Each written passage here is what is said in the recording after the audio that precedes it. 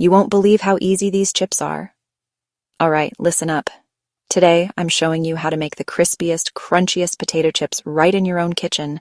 Trust me, once you try this, you'll never look at store-bought chips the same way again. First things first, grab some good old russet potatoes.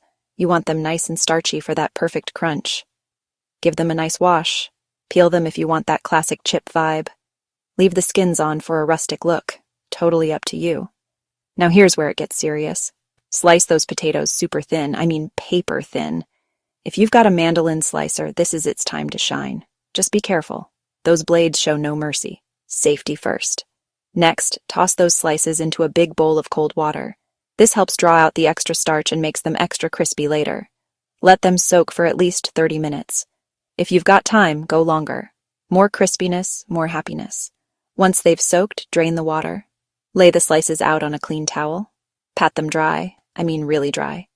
Any water left will turn that hot oil into a fireworks show. So take your time with this step. Time for the fun part, frying. Pour enough neutral oil, like vegetable oil, or canola oil, into a deep pan or pot. Heat it up to 350 degrees Fahrenheit, or until a potato slice sizzles when it hits the oil. Gently drop your dried potato slices into the hot oil.